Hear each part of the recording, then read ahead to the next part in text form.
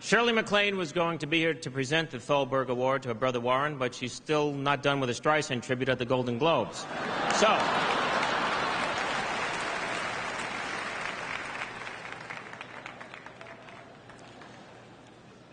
this is an exciting award. I would have voted for Warren Beatty for president, and one big reason: Vice President Jack Nicholson.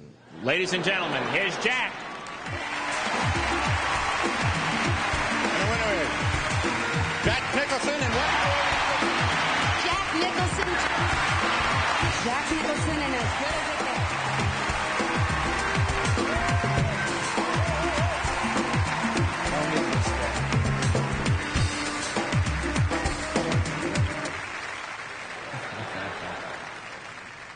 Well, because of the dignity of the occasion, Miss Benning's delicate condition, and the age of the recipient,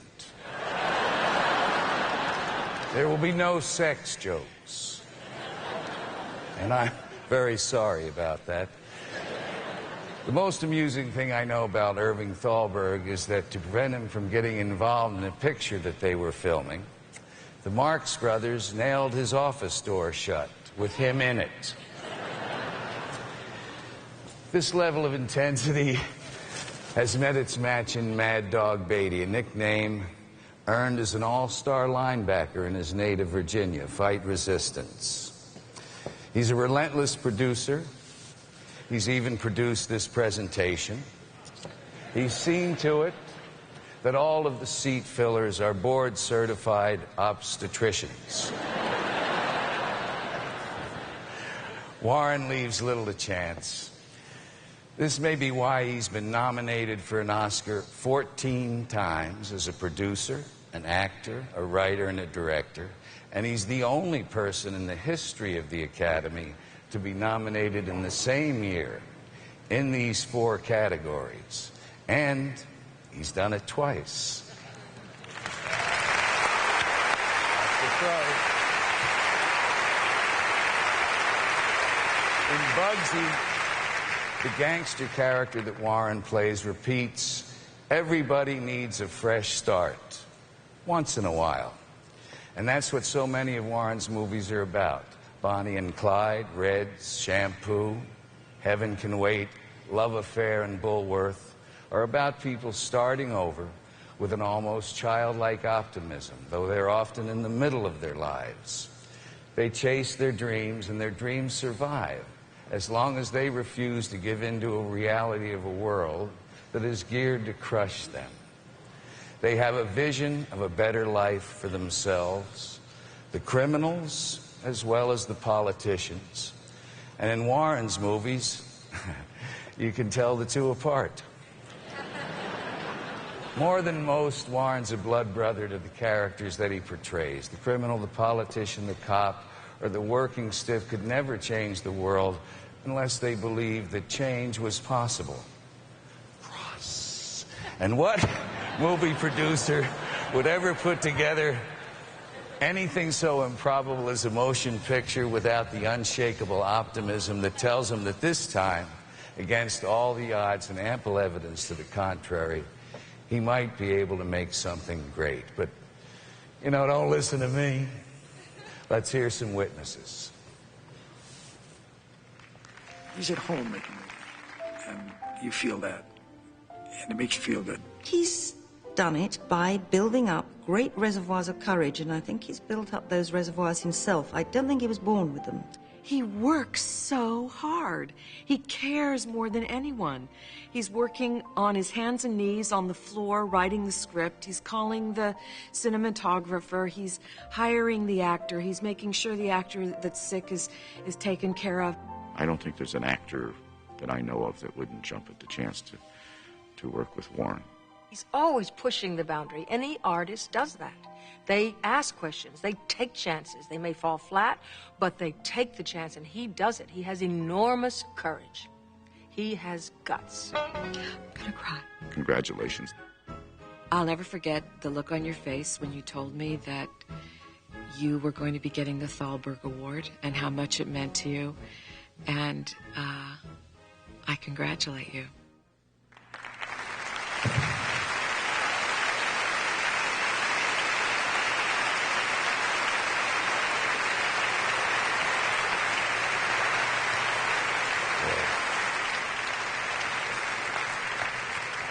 because of all these wonderful things, and because of what a good friend he has been to me, I am delighted to present the Irving G. Thalberg Award to a filmmaker we almost lost to politics.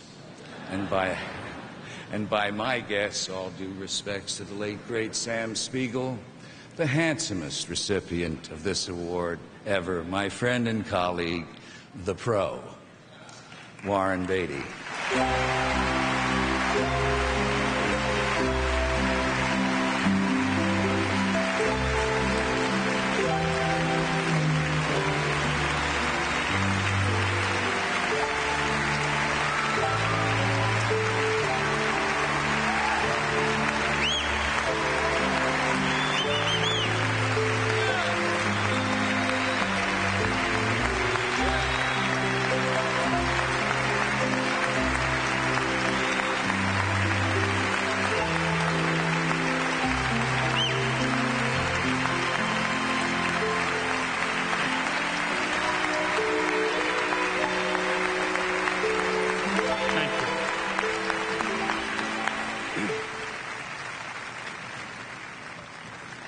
You know,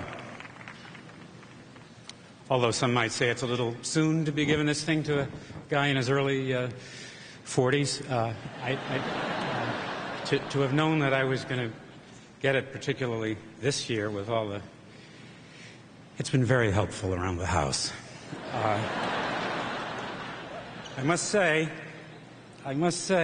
that, you know, if you had your choice and you could... say, get the Thalberg Award or, you know, the White House. I think we'd stick with this. I must say, I don't want to talk politics here. I don't want to, and I don't want to suggest some direction that the movies should go into. But I think I would like to, if I may, pay tribute to the memory of my mother, Kathleen, my father, Ira, and to the people who nurtured me as a child in Virginia with my sister Shirley, and beginning with Stella Adler and Ilya Kazan, and to all the people who worked with me and taught me. You know, I came to Hollywood when I was in my early 20s.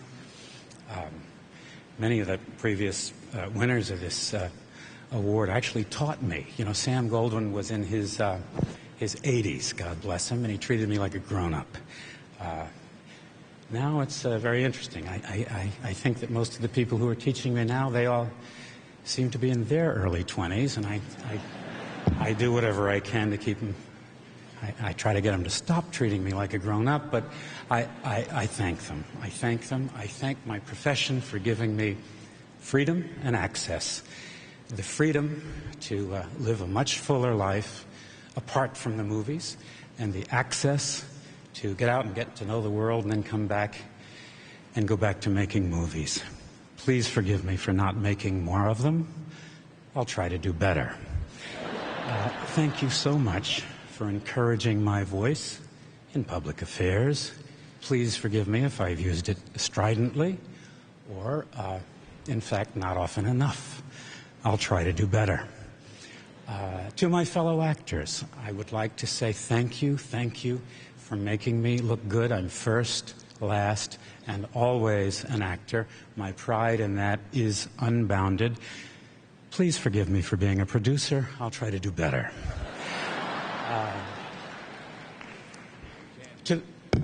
You can't hear me? I can't hear you. Let me tell you this. Yeah, no, it's all right. All right. The bread. Oh! Okay, now to those of you who may have heard rumor here or there of my life in Hollywood as a single man, the poet wrote, "Only solitary men know the true joy of friendship. Others have their family, but to a solitary man, his friends are everything." So I want to thank you, my friends, for leading me through those days. And finally, in fact, leading me to Annette. Please forgive me for making her unavailable to your movies 4 times. That's 4 times. I would like to say I'll try to do better, but you and I know that I won't. So let's just say that I'll try to do less. Yes, I'll try to do less. She is my treasure. She has given me what I value most, her love. And she's given me Kathleen and Ben and Isabel, and at the moment, this much anticipated and very loved unnamed being who could actually join us any minute right here in the second row if I don't wrap this up.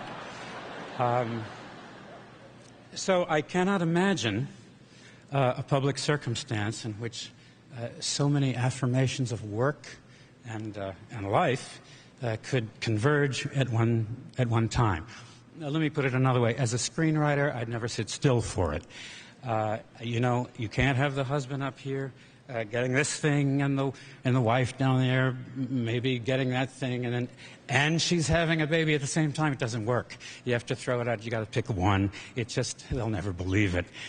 So I would say to you that don't worry. I don't ever expect another evening like this to be so full, but there are some things that really aren't going to change.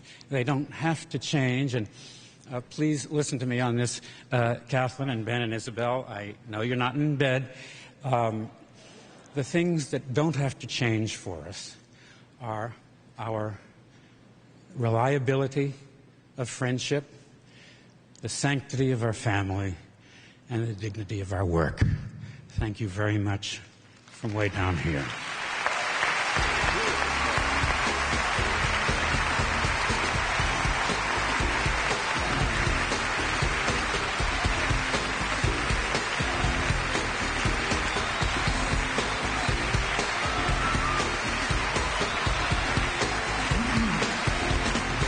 Stay tuned. Up next, Brad Pitt, Kevin Spacey, Mel Gibson, and the Oscar for Best Screenplay.